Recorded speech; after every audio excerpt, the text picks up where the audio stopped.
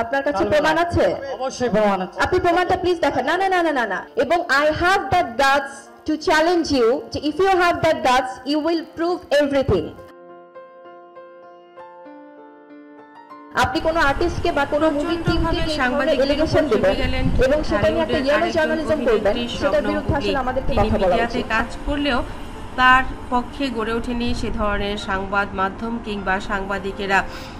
অপরদিকে ঢালিউড কুইন অপু বিশ্বাস কখনোই কোনো সাংবাদিককে বাজে কথা বলতে শুনেননি তার নিজের ব্যাপারে। সবসময়ই সাংবাদিকরা অপু বিশ্বাসের পাশেই আছেন, ছিলেন এবং ভবিষ্যতেও থাকবেন। অপু বিশ্বাস বলেন, আমি এই ব্যাপারে অনেক বেশি গর্বিত, কারণ আমি জানি না আমি আসলে কি করেছি। সাংবাদিক ভাইয়েরা আমাকে কেন এত ভালোবাসে, এতটা ভালোবাসা দিয়ে যায়। আমি যখনই কোনো কাজ করি সেই কাজটাকে খুব চমৎকারভাবে তারা ফোকাস করে। আমার সব কিছু তারা ভালো দেখে, আমাকে তারা এতটাই ভালোবাসে নিজের পরিবারের একজনই ভাবে।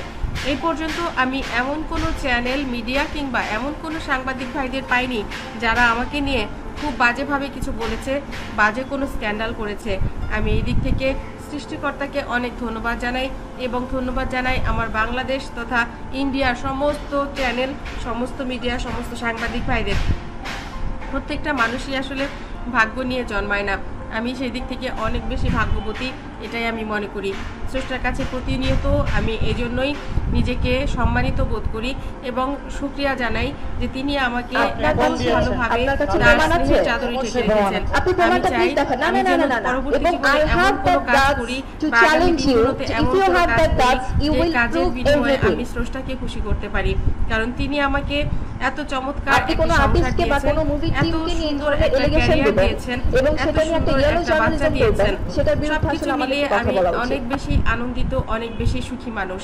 আমার কাজের জায়গাগুলো আমি সুন্দরভাবে গুছিয়ে করার চেষ্টা করি, আমি কাজে কোনো অবহেলা করি না।